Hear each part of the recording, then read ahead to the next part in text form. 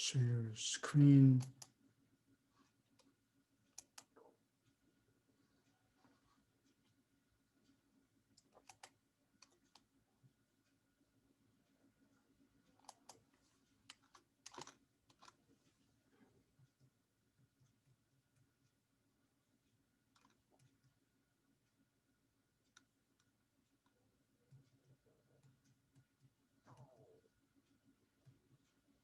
Okay, we'll continue with our discussion on price discrimination.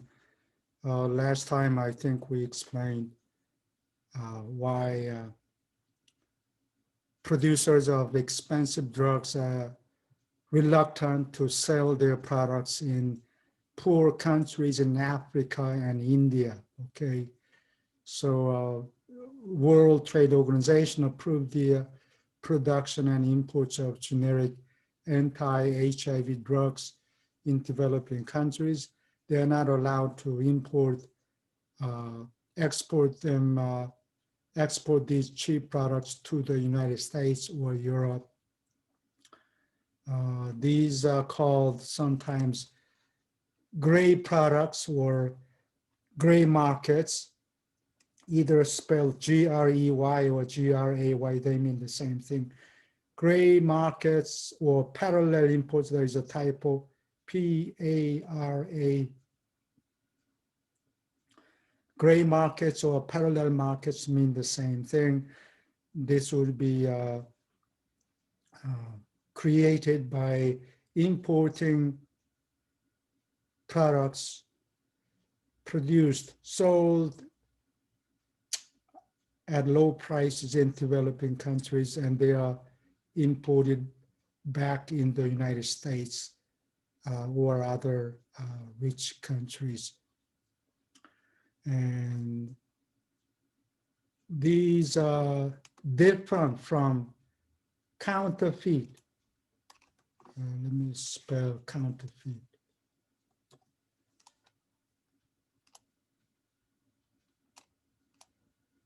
Counterfeit.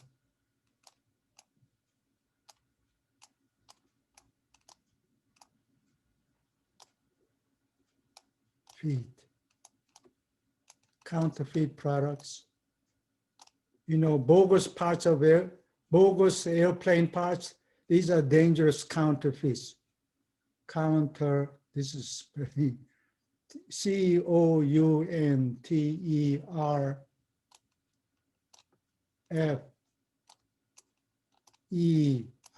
counterfeit.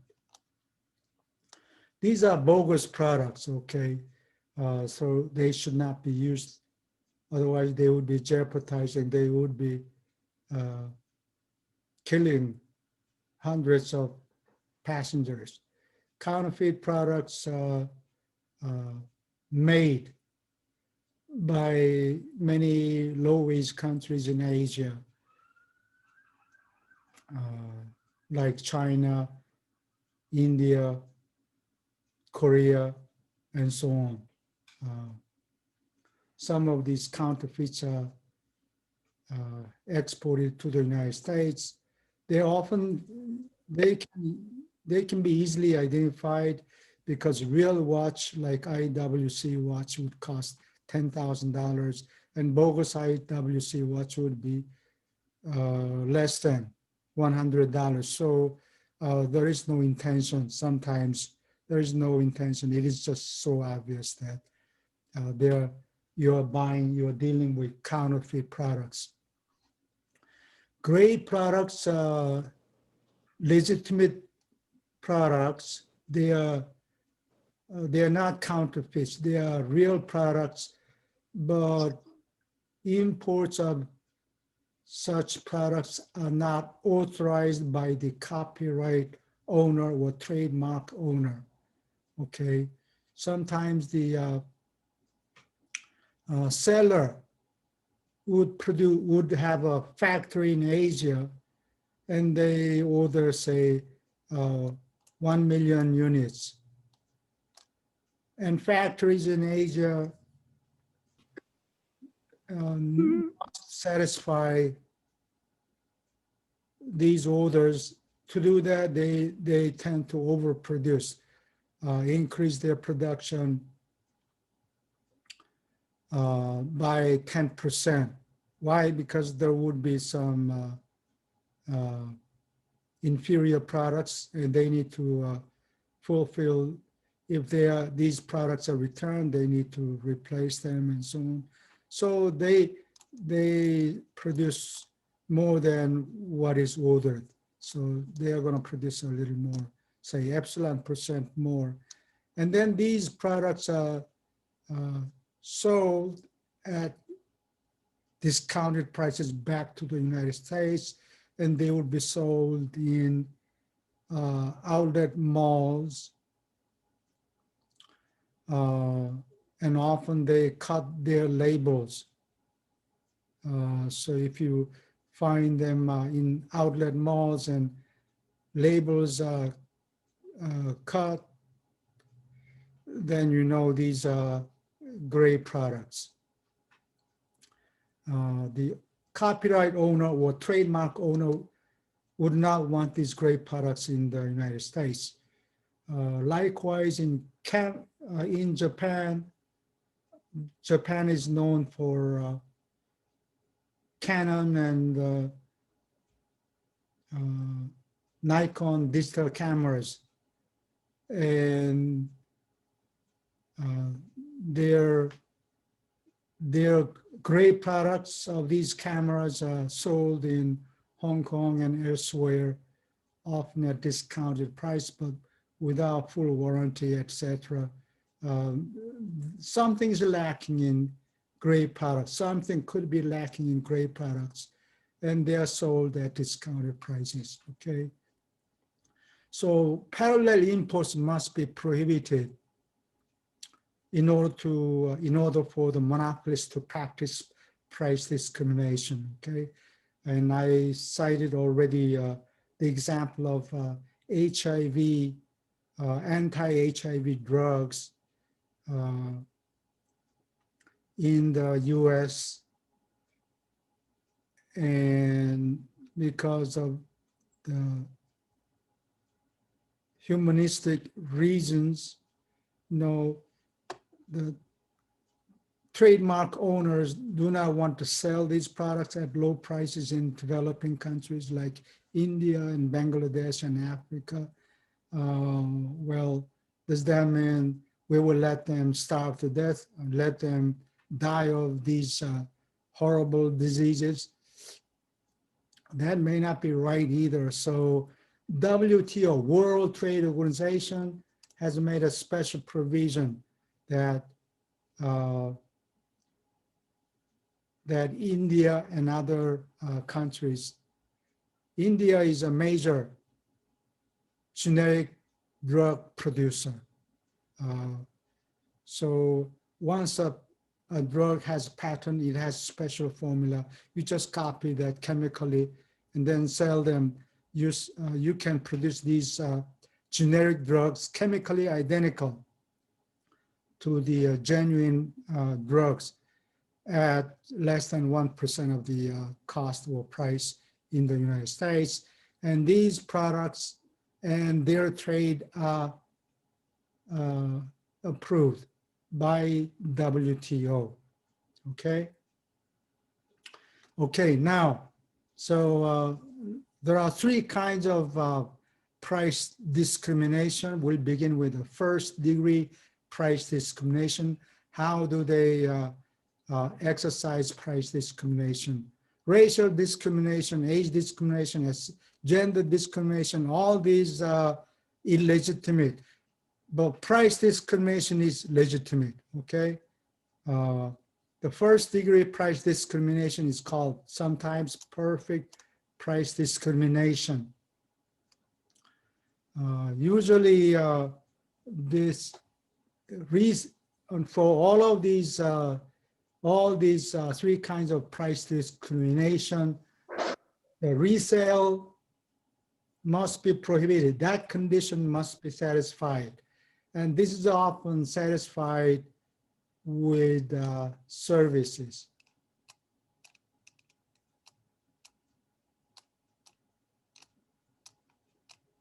Services.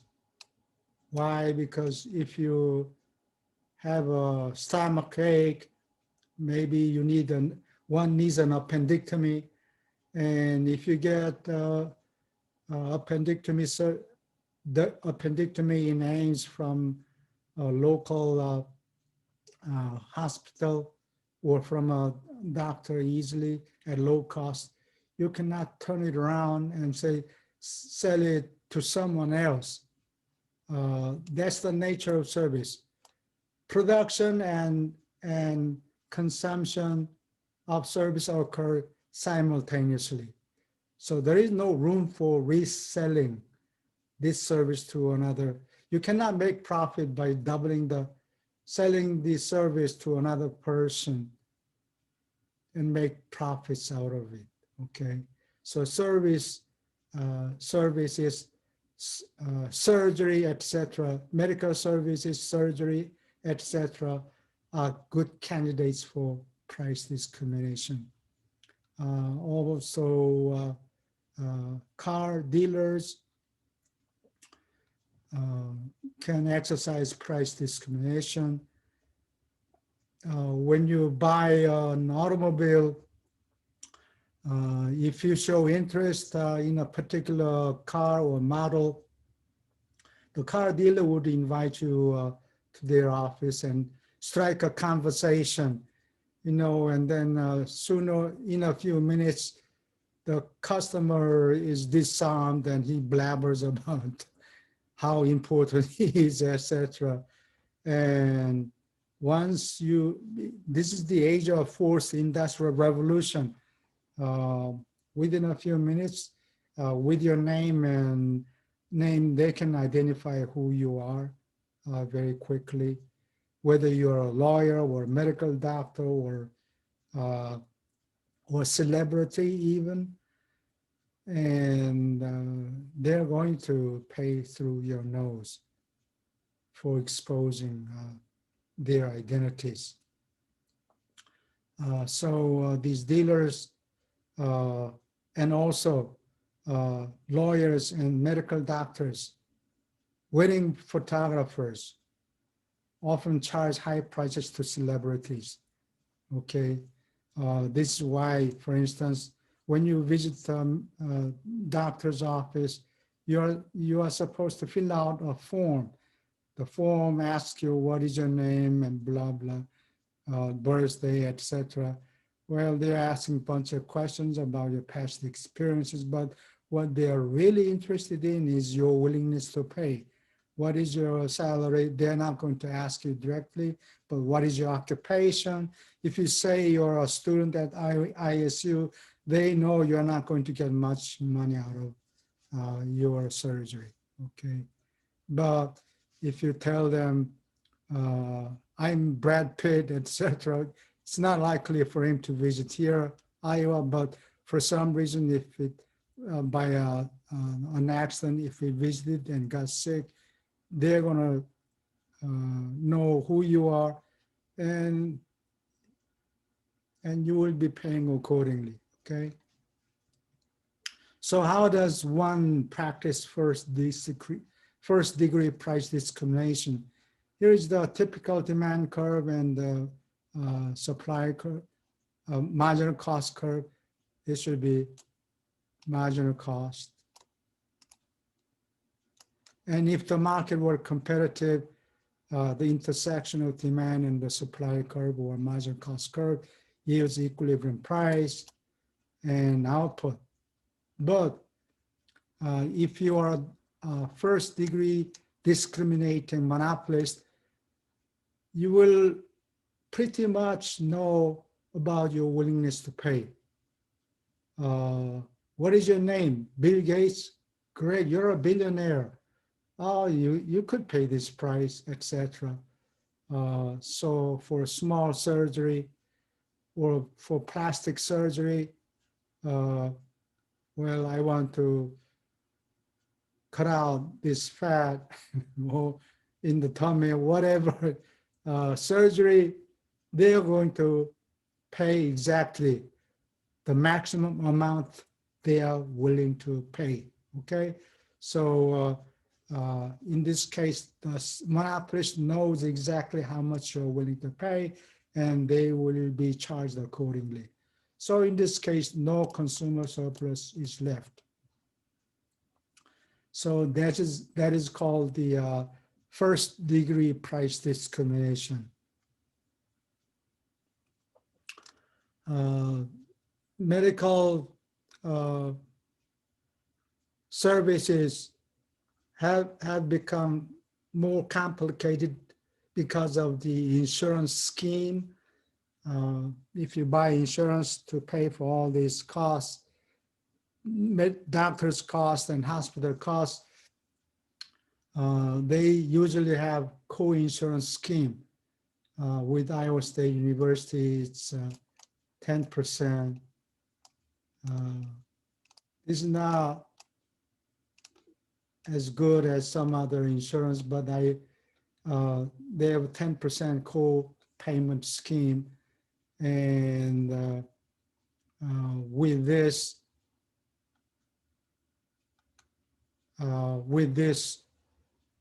willingness to pay schedule,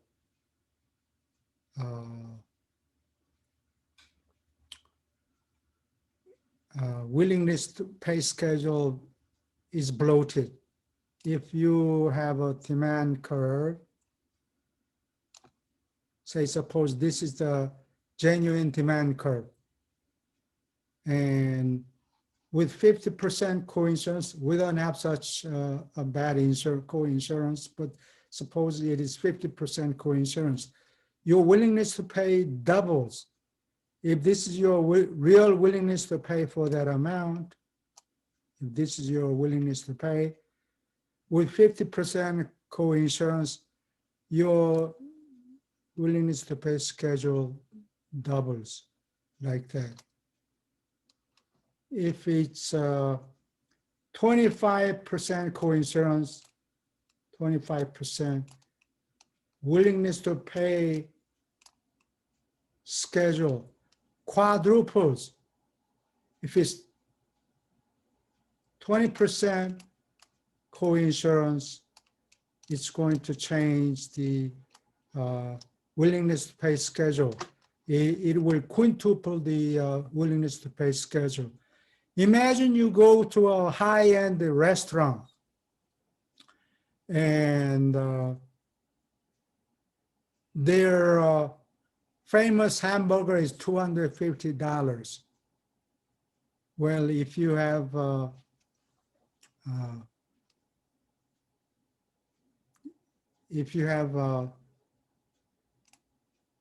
insurance for such payment, 10% co-payment insurance, $250 hamburger turns into only $25. Okay, so you are more willing to ask for services. So this is one source of waste of money in our free market. Insurance scheme with co-insurance scheme, this demand curve or willingness to pay schedule is bloated. They are magnified vertically. Okay, so that is a major source of waste of resources.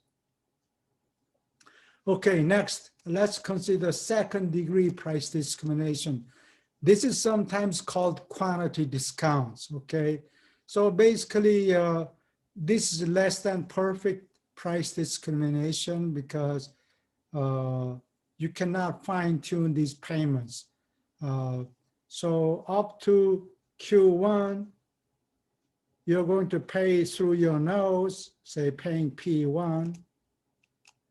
But if you buy more above this amount, you'll be charged a little lower price, okay, P2. And if you still buy more beyond this quantity Q2, their price will be lowered, okay?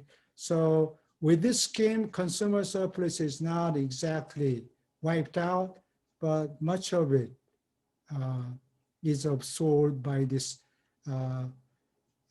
discriminating price scheme, okay? So this is sometimes called quantity discounts. So often public utilities like electricity or water, if you are a business consumer of electricity, they will be paying lower price than individual consumers. Individual consumers would be paying the highest price. Business consumers, much less. Likewise, in phone services, business consumers are paying much lower price than individual consumers, okay? So this is called sometimes quantity discounts or second degree price discrimination. Okay, next. Third degree price discrimination. This is sometimes called geographic price discrimination. So this happens when different markets can be segregated easily, like Indian market, Bangladesh market, Japanese market. There are some geographical distances, so it is difficult for the buyers to move their products to different countries. So in this case, if you can geographically separate these different markets, why charge uniform price to all consumers regardless of their residence? Why not ask Japanese consumers pay higher price because they are richer than other consumers in Africa and the rest of Asia? This is called geographic price discrimination or third degree price discrimination. So basically,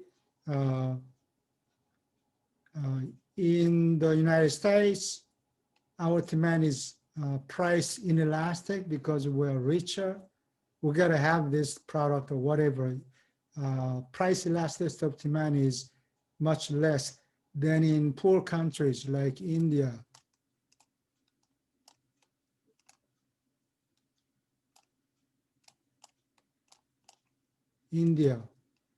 Bangladesh, Zimbabwe, etc.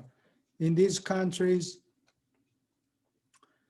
demand is elastic, so their price will be much lower, okay, than in rich countries. But for this type of price discrimination to work, it must be very difficult for these consumers in the poor countries to transport the products to rich countries in US or Europe and Japan, okay? In that case, you can exercise third degree price discrimination. So when does that happen? Well, like textbooks, we're studying the same economic theory, but in the United States, we will be asked to pay higher price for textbooks. Oops. For textbooks, drugs, toothpaste, and so on. But in rich countries, they are going to, they will be required to pay high prices, okay? So Colgate toothpaste will be costing more in the United States, but the same or maybe slightly inferior with the slightly inferior packaging, the same toothpaste would cost much less in developing countries, okay? And I've explained the case of gray market for such products. Okay.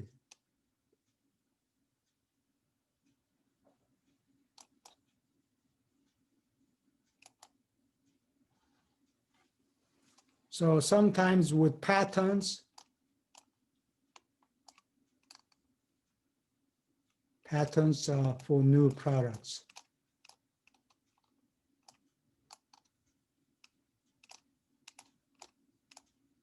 For creative products like novels, writings, artistic products, you get not patent, but copyright, okay? Copyright is extended 70 years beyond the death of the artist, whereas patent rights are given only for 17 years instead of 70 years. Nevertheless, you have to get copyright if you want if you're an American author and you want to get copyright protection in other countries, you have to apply for it in every nation where you want copyright protection. It's not just registering your copyright in the United States does not automatically extend the copyright to other countries. So this is one way to give legal monopoly to these patented or copyrighted work. And we're giving them copyrights to encourage innovation. Without these patent rights or copyrights, nobody has an incentive. Why sweat so much when there is no return? So in order to encourage innovation, where US government is giving patent rights or copyrights. And these copyrights give temporary monopolies, 17 years or 70 years. And we have studied 3 forms of price discrimination. Let's take a look at this question. When a monopoly is price discriminating, they will increase the price for those consumers that are inelastic. If demand is inelastic, you're going to pay through your nose, okay? So this is the case of geographic price discrimination. You must be able to separate these 2 markets. Monopolies will charge the highest price possible. No, their job is not, their goal is not maximizing price, okay? Their goal is to maximize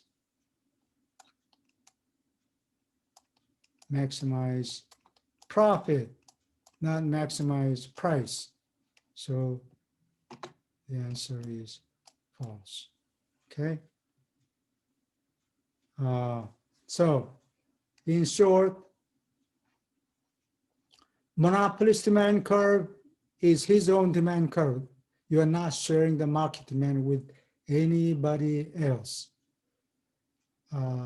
Profit maximization requires marginal cost be equal to marginal revenue. And marginal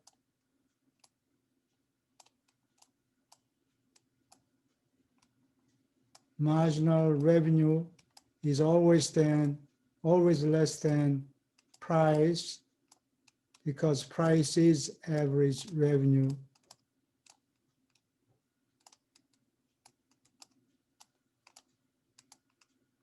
And when average revenue or demand curve is downsloping, marginal revenue is less, okay?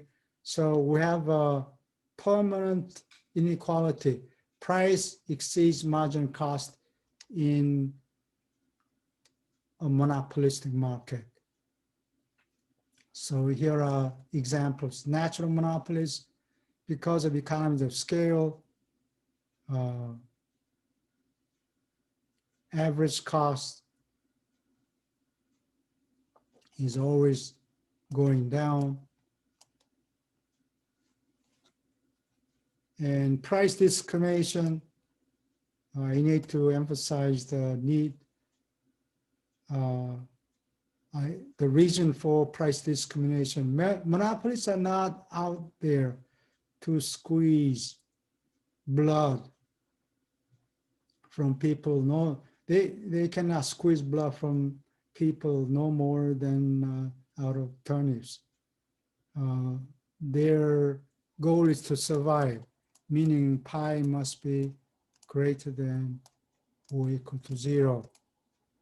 If uniform pricing cannot guarantee pi greater than 0, then price discrimination could be used, okay, as a supplement. That's when price discrimination, you can, that's when price discrimination could be useful. This way profit can be raised a little bit, and that may be just good enough for them to survive. Okay. Now we have a few more minutes left. So let's consider one more case of one more way to survive. One other way for the monopolist to survive. Monopoly does not guarantee pi will be greater than 0. Okay, so this is another scheme. Two-part tariff is another scheme by which the monopolist could survive. So here is a picture of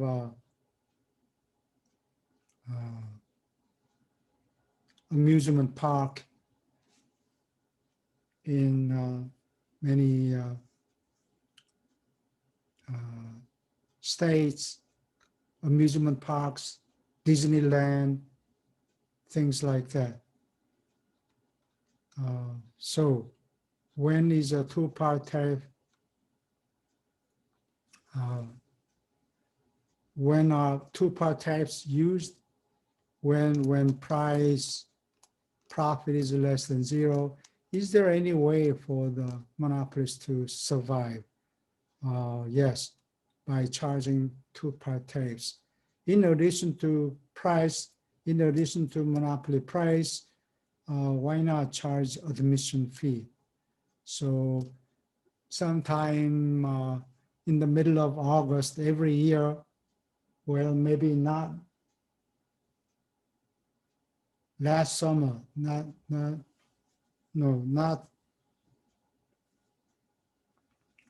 this summer. We may not have Iowa State Fair, but forget about the case of coronavirus. Usually in the middle of August, Iowa State has State Fair. And if you go in there, of course, you are going to pay for all the roller coaster rides and other things. But in addition, at the gate, you are supposed to pay admission fee. Okay, that's it. In addition to price for all these rides, you're also paying admission fee, okay? And if you add these two, like this the demand curve, and that's marginal revenue, intersection of marginal revenue and marginal cost occurs right here. So this is your monopoly output of the roller coaster rides, and this is the monopoly price, and your average cost could be way above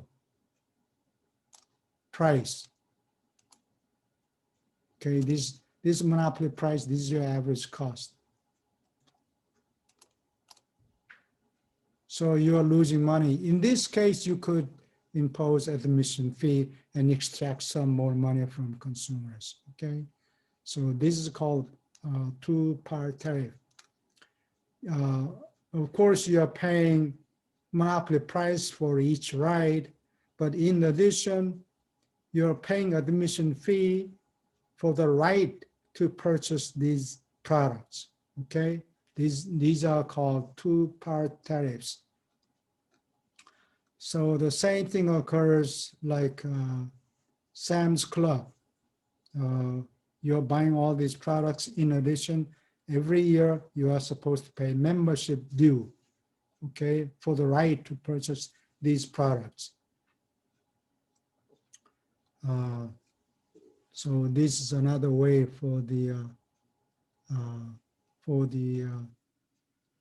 monopolist to extract some more revenue. By that way, they may be able to survive. So if you go to museums like Pergamon Museum in Berlin, for instance, there will be regular exhibits or permanent exhibits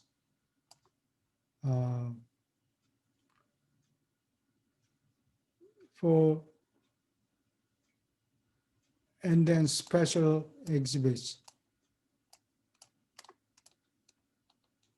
Special exhibits, if you import items, artifacts from other museums, you can create special exhibits.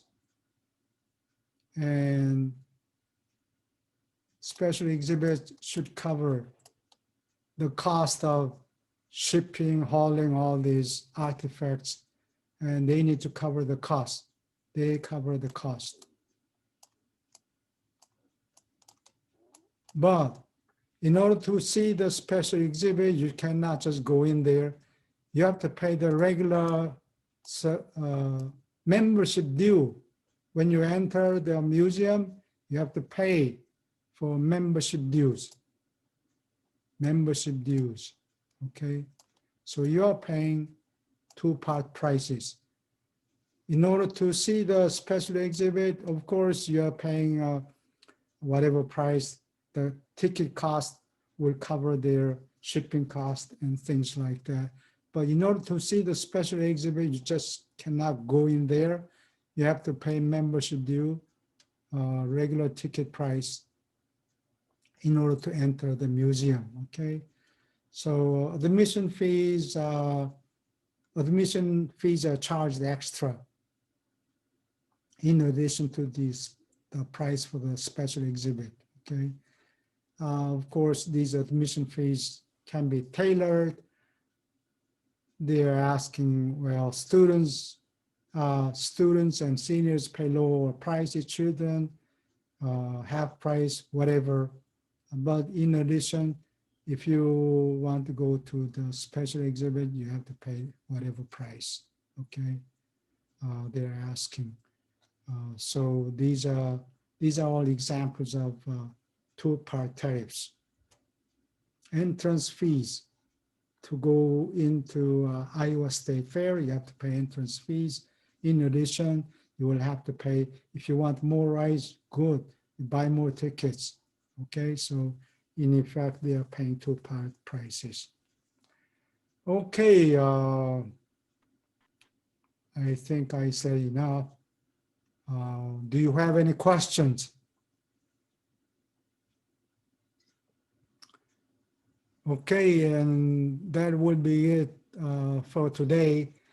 And you remember, you have an exam a week from today, and please tell your friends in the same class, okay, that they have an exam this a week from today, okay?